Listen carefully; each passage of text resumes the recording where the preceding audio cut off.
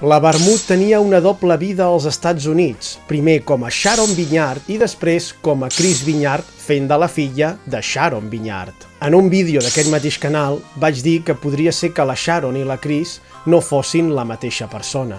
Més que res perquè vull pensar que quan es va fer l'enterrament de la Sharon Vinyard existia un cadàver, ja que arrel d'aquest enterrament apareix la filla, la Chris Vinyard, qui estava barallada amb la seva mare i estava fora dels focus. Recordem que Sharon Vinyard era una gran actriu que va treballar amb la Yukiko Kudo, la mare d'en Shinichi Kudo. Recordem ara aquesta famosa escena de l'episodi 783 de l'anime. Però si es torna a donar una situació semblant, agrairé molt que m'ajudis.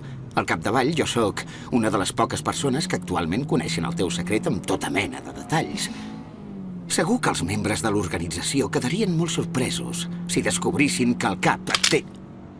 Si no calles ara mateix, escamparé el teu cervell fet a miques contra el parabrisa del cotxe.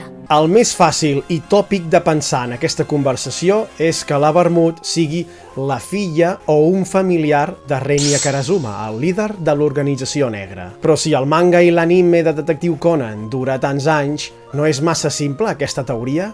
Jo en tinc una altra. Recordem que l'Ai Haibara és la creadora de la potoxina 4869, però els seus pares van crear la bala de plata. Sí, són dues coses diferents. Ara suposem que els Miyano, els pares de l'Ai Haibara, van utilitzar la vermut de conillet d'Índies per provar la bala de plata. Amb aquest fàrmac, la vermut quedaria jove per sempre, o això és el que ens sembla ara dins la trama del Detectiu Conan. Després d'això, els Miyano moririen. La meva teoria seria que la vermut, un cop es va rejuvenir, va entrar dins de l'organització negra. I en Renya Karasuma no sabria que la bala de plata ha funcionat. I el secret que l'Amuro sap és que la vermut primer va ser la Sharon Vinyard i després la Chris Vinyard. Resumint, que sempre hem pensat que la vermut va matar el seu personatge de la Sharon Vinyard per ordres de l'organització, però seria completament al contrari, que estaria amagant aquesta informació